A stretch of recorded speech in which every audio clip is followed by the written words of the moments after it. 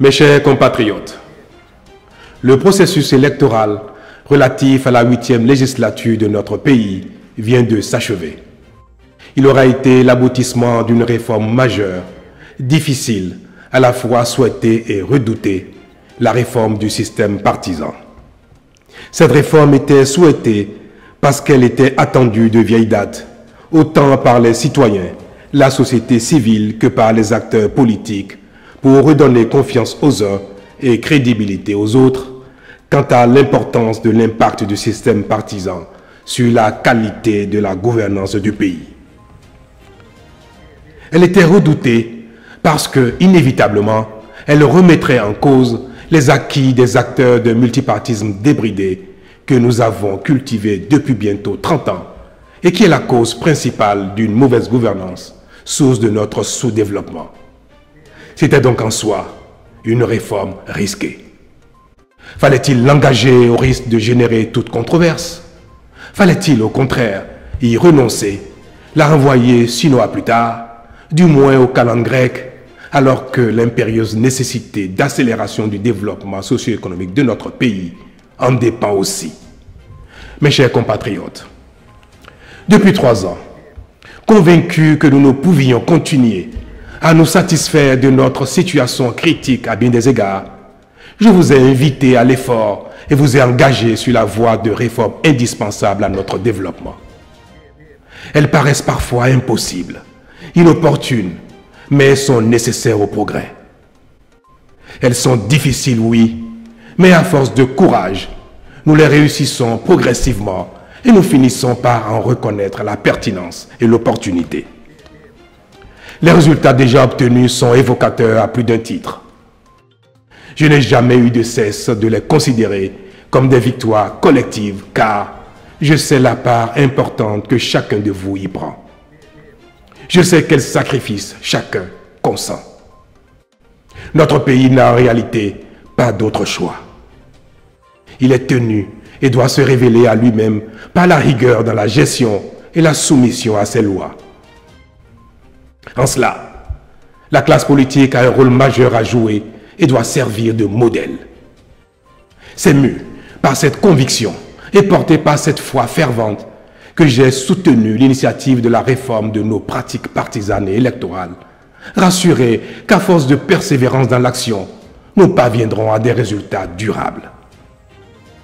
Cette réforme, je la savais délicate.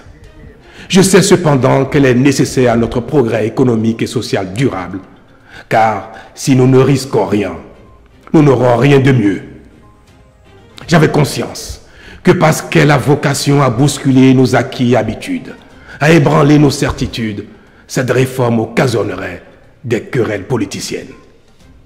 Nous nous y sommes courageusement engagés, mais certains d'entre nous n'ont pas su faire preuve de sagesse, de mesure et de patriotisme. Leurs actions ont été d'une violence inédite. Cette épreuve-là, autant elle aura été rude, autant elle devra nourrir la naissance d'un nouvel idéal. En effet, nos incompréhensions, Nos heurts, nos contradictions et même nos dérapages ne doivent pas avoir pour conséquence de nous ancrer dans l'immobilisme et dans nos travers. Tout ce qui nous est arrivé doit être utilement mis au crédit d'une crise de croissance de notre processus démocratique. Car si personne ne conteste la justesse du diagnostic qui a conduit à la réforme du système partisan, peut-être n'étions-nous pas suffisamment préparés pour franchir cette étape. Aussi, n'importe-t-il pas très peu de chercher à savoir qui a raison ou qui a tort. Ainsi que je l'ai dit le 27 décembre 2018 devant l'Assemblée nationale, lors de mon message sur l'état de la nation, ce qui est attendu de nous, ce n'est pas d'avoir raison individuellement, mais plutôt collectivement, historiquement, en tant que peuple, en tant que nation. Mes chers compatriotes, c'est le lieu pour moi, au nom de la nation tout entière, de déplorer que pour une controverse parmi tant d'autres, pour quelques frustrations inhérentes à la vie en communauté et aux mutations profondes, nous ayons pu en arriver à une telle manifestation de violence. Cela est regrettable. Davantage parce que nous avons dû perdre des vies humaines. Ma tristesse est immense et je présente ma profonde compassion aux familles éplorées. De même, j'ai une pensée affective pour les agents des forces de défense et de sécurité, agressés ou blessés, et je salue leur sens de devoir et de sacrifice au service de la République et pour la protection des personnes et des biens. Je n'oublie pas ceux qui ont perdu des biens de toute nature. En somme, notre pays aura payé un lourd tribut et cela ne doit plus jamais se reproduire.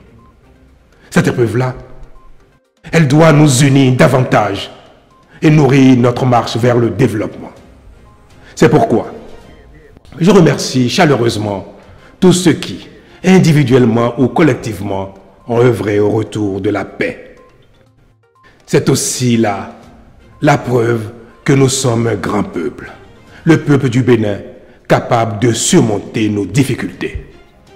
Ainsi sommes-nous restés unis face au drame survenu le 1er mai dernier dans le parc de la Pandjari, avec la mort d'un de nos compatriotes et l'enlèvement de 2 touristes français, libérés plus tard sur le territoire voisin du Burkina Faso, au sacrifice de 2 officiers français. Notre indignation collective est profonde. Elle n'est ni de l'opposition ni de la mouvance. Elle n'a pas de religion et n'est d'aucune région. Elle est simplement celle du Bénin tout entier. Je veux ici, au nom de tous, rendre un vibrant hommage à notre compatriote assassiné, aux soldats français tués et saluer la libération des 2 touristes. Je veux surtout vous rassurer qu'en attendant les résultats des enquêtes, mon gouvernement a promptement pris la mesure de la situation.